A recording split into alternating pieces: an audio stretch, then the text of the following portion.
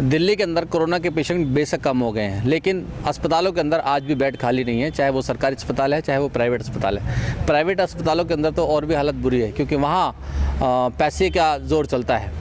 आज हम Shri Agrasen international hospital पर हैं, जहाँ किसी भी एडमिशन के लिए, किसी भी कोरोना से सिम्टम वाले पेशेंट के लिए करीब 1 लाख रुपए जमा कराने पड़ेंगे, अदरवाइज़ आपका एडमिशन नहीं होगा।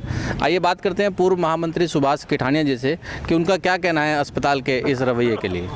सुभाष जी। मुकेश जी, धन्यवाद आपका। आप अपने चैनल के माध्यम से लोगों तक मेरी बात पहुंचाएंगे। मैंने अभी कुछ दिन पहले प्रधान जी से निवेदन किया कि जितने भी कोरोना के पेशेंट हैं उनका इलाज कम से कम रेट में किया जाए, और जो 2 लाख रुपए 5 लाख रुपए के बगैर एडमिशन नहीं होता, उनसे भी स्टार्टिंग में आप 50,000 रुपये लेके एडमिशन कर ले। सब तरह के लोग होते हैं, किसी के घर में एक टाइम 2 लाख रुपए ना भी हों, या फिर आप ट्रस्टी गारंटी पे एडमिशन कर लें। ट्रस्टी गारंटी पे भी एडमिशन नहीं किया जा रहा था, उनसे भी यही किया जाता था कि मैनेजमेंट के लोगों से कहलवाओ, उनकी गारंटी पे ही एडमिट होंगे। तो मेरे को लगता है जैसे आज यहाँ मैंने पता किया है, वो अब 1 लाख रुपए में भी कोरोना पेशेंट को एडमिट कर रहे हैं। उस मैसेज का और लोगों की ने भी काफ़ी समर्थन किया इस बात का कि बिल्कुल ठीक कह रहे हैं आप।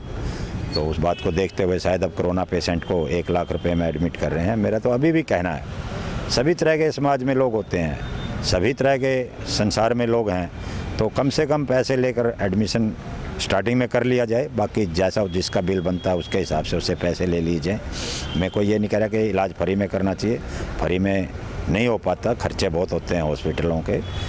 और जैसे कोरोना की बात करें तो कम से कम आईसीयू का बेड 15,000 रुपये है, और रूम का किराया मतलब 10,000 रुपये है। तो नॉर्मल आईसीयू बेड का रूम का किराया जो है वो 7,000 रुपये है।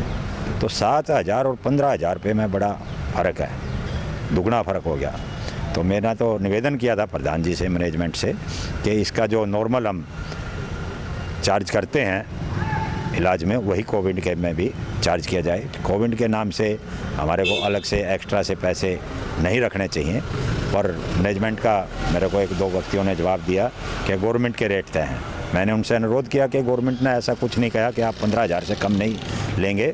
मैंने कहा गवर्नमेंट ने तय किया कि भाई जो गंगाराम हॉस्पिटल है, मैक्स है, वो स्टार्टिंग में 10-10, 15-15 लाख रुपए एक कोरोना पेशेंट से ले रहे थे।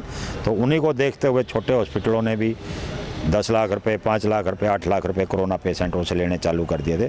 तब गवर्नमेंट ने ये तय किया था कि भाई आप आईसीयू बेड का 15,000 रुपये और वार्ड में रूम का 10,000 रुपये लेंगे। वही मापदंड इन्होंने अपना लिया सभी हॉस्पिटल ने। उसके लिए मैंने रिक्वेस्ट करी है कि आप कम से कम रेट में, या जो अन्य बीमारी के इलाज के लिए हम रेंट लेते हैं, चार्ज करते हैं, उसी चार्ज से कोरोना पेशेंट का भी इलाज किया जाए। सुभाष जी, इस अस्पताल की नींव इसलिए तब जब अटल बिहारी जी ने रखी थी तो ये कहकर रखी गई थी कि यहाँ पर समाज सेवा होगी, गरीब लोगों का इलाज होगा, और समाज के अंदर असहाय लोग हैं उनका इलाज होगा। लेकिन यहाँ पर तो एक प्राइवेट, जिस तरह से प्राइवेट अस्पताल चलते हैं, सेम उसी तर्ज पर, क्या ऐसा समाज सेवा वाले कार्य क्या हो रहे हैं यहाँ पर? बिल्कुल मुकेश जी, आपने ठीक क्वेश्चन पूछा। ये मैं भी यहाँ 3 साल जनरल सेक्रेटरी रहा और रात के 12-12 बजे तक काम किया। जितने भी वेंडर आते थे हम उनसे यही कहते थे कि भाई देखो ये चैरिटेबल हॉस्पिटल है, हमने यहाँ कोई बिजनेस नहीं चालू करना है। और जितने भी वेंडर आए उन्होंने भी 2.5 लाख रुपए की कोटेशन जो थी उसका 1.5 करोड़ रुपए में, 2.5 करोड़ की कोटेशन जो आई थी मुकेश जी, एलटी पैनल की मैं बात करूँ तो एक स्पेशल आइटम का नाम आपके सामने रखूँ, 2.5 करोड़ रुपए कोटेशन आई थी, 3 करोड़ रुपए, 3.25 करोड़ रुपए। वो काम हमने 1 करोड़ 45 लाख रुपए में एलटी पैनल का करवाया, सिर्फ इसलिए चैरिटेबल हॉस्पिटल है। ये बात हमने उनको कही तो उन्होंने कहा जी जो आप नो लॉस नो प्रॉफिट में मैं यहाँ का काम कर दूँगा। ऐसे कई वेंडर हैं, चाहे वो नर्स कोल बैल का था, चाहे वो फायर फाइटिंग का था, अनेकों ऐसे कार्य मैंने यहाँ 3 साल में करवाए, सिर्फ ये कहकर कि भाई ये चैरिटेबल हॉस्पिटल है।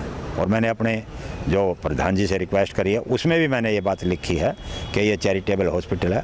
लोगों ने करोड़ों रुपए यहाँ दान दिया है कि ना कि अपनी कोई कमाई के लिए है।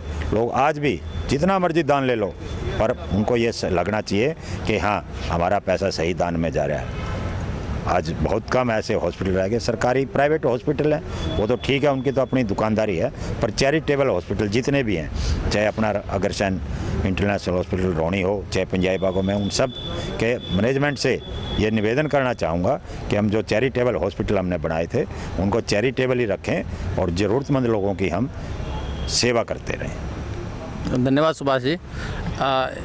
एक सवाल और, आज देश के अंदर चक्का जाम और पूरे देश के अंदर बंद का सा माहौल है, तो उसको लेकर किसानों के प्रति आपके क्या विचार हैं?